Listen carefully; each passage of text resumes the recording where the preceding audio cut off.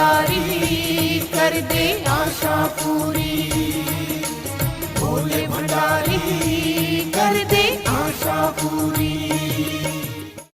हर साल श्रावण मास में करोड़ों की तादाद में कांवड़िए सुदूर स्थानों से आकर गंगा जल से भरी कांवड़ लेकर पद यात्रा करके अपने गांव वापस लौटते हैं। इस यात्रा को कांवड़ यात्रा कहा जाता है। श्रावण की चतुर्दशी के दिन उस गंगा जल से अपने निवास के आसपास शिव मंदिरों में शिव का अभिषेक किया जाता है।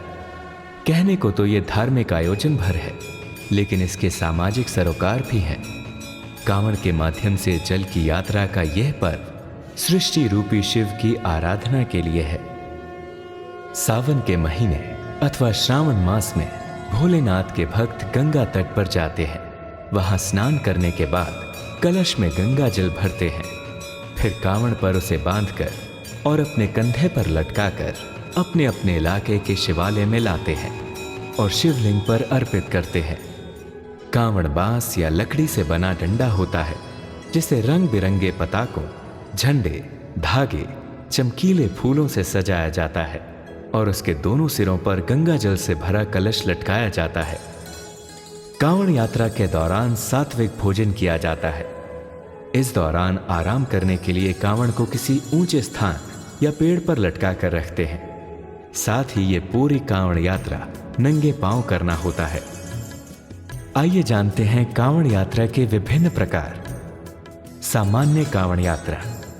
ये कांवड़ यात्रा का सबसे सामान्य और प्रचलित प्रकार है। इसमें भक्तजन अपनी कांवड़ में गंगा जल लेकर पैदल चलते हैं। इस यात्रा में भक्त अपनी सुविधा अनुसार रुककर आराम कर सकते हैं। हालांकि एक महत्वपूर्ण नियम यह है कि कांवड़ को जमीन पर नहीं रखा जाता। जब भक्त आराम करते हैं तो कांवड़ को किसी ऊंचे स्थान जैसे पेड़ की डाली या किसी स्टैंड पर टांग दिया जाता है, ताकि उसकी पवित्रता बनी रहे। यह यात्रा अपेक्षाकृत कम कठिन होती है और इसमें भक्त अपने शारीरिक सामर्थ्य के अनुसार दूरी तय करते हैं। डाक कांवड़ यात्रा। डाक कांवड़ यात्रा सामान्य कांवड़ से अधिक कठिन और चुनौतीपूर्ण होती है। इस यात्रा में भक्त बिना रुके लगातार चलते रहते हैं।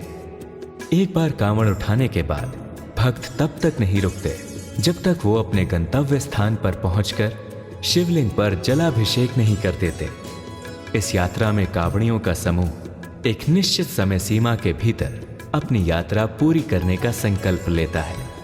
यह यात्रा अत्यधिक शारीरिक सहनशक्ति और मानसिक दृढ़ता की मांग करती है, क्योंकि इसमें निरंतर चलना होता है, चाहे दिन हो या रात। खड़ी कांवड़ यात्रा।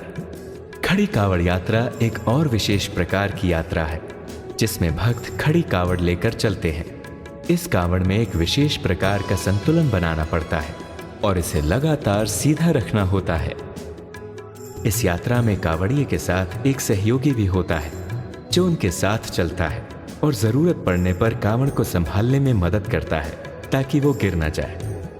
यह यात्रा शारीरिक रूप से काफी चुनौतीपूर्ण होती है, क्योंकि कांवड़ को लगातार एक ही स्थिति में उठाए रखना पड़ता है। दांडी कांवड़ यात्रा। दांडी कांवड़ यात्रा को कांवड़ यात्रा का सबसे कठिन प्रकार माना जाता है। इस यात्रा में भक्त दंडवत प्रणाम करते हुए अपनी यात्रा को पूरा करते हैं। इसका अर्थ है कि भक्त जमीन पर लेटकर, फिर उठकर और फिर उसी स्थान पर लेटकर आगे बढ़ते हैं। ये प्रक्रिया निरंतर दोहराई जाती है, जिससे यात्रा में सबसे ज्यादा समय लगता है और ये अत्यधिक शारीरिक और मानसिक तपस्या की मांग करती है। इस यात्रा को पूरा करने में कई दिन या कभी कभी तो कई सप्ताह भी लग जाते हैं। भक्त अपनी श्रद्धा और मनोकामना की पूर्ति के लिए इस कठिन मार्ग को चुनते हैं। कांवड़ यात्रा के ये विभिन्न प्रकार भक्तों की भगवान शिव के प्रति असीम श्रद्धा और समर्पण को दर्शाते हैं। प्रत्येक प्रकार की यात्रा का अपना महत्व है और ये भक्तों को आध्यात्मिक रूप से शुद्ध करने का एक माध्यम है। तो क्या आप समझते हैं शिव भोलानाथ अपने बच्चों से ये कठोर परिश्रम कराता है? बिल्कुल नहीं।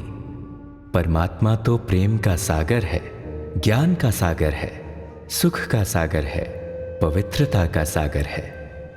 वो तो हम बच्चों को कष्ट से, मेहनत से छुटकारा देने आते हैं, भक्ति का बड़ा फल देते हैं, स्वयं का परिचय देकर कि वो निराकार है और हम बच्चे भी निराकार हैं।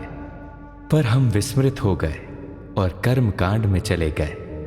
तो वास्तव में सोचने वाली बात है कि अब परमात्मा शिव परम धाम से आए हैं हमें ज्ञान गंगा यानी मन रूपी कलश में परमात्मा ज्ञान को अपने अंदर धारण कराने, हमें स्वयं को आत्मा समझ निराकार परमात्मा से अपने सर्व संबंध जोड़ने हैं और जन्म जन्मांतर के लिए अपना भाग्य बनाना है। तो परमात्मा आकर अपने बच्चों को अपने जैसा बनाता है, दिव्य गुणों से भरता है और सारे आसुरी गुण परमात्मा की याद से समाप्त हो जाते हैं। मानव जीवन में कठिन से कठिन परिस्थितियों को, जटिल चुनौतियों को सहजता से पार कराने वाले पाप कटेश्वर, मुक्तेश्वर, ज्योतिर्बिंदु निराकार शिव परमात्मा है। परमात्मा शिव ज्ञान के सागर हैं। शिव परमात्मा ही सहज ज्ञान और राजयोग की शिक्षा द्वारा मनुष्य आत्माओं के विकर्मों को समाप्त करते हैं, ज्ञान गुण और शक्तियों द्वारा शक्तिशाली बनाते हैं। देह अभिमान से मुक्त होकर सर्व के प्रति शुभ भावना रहे।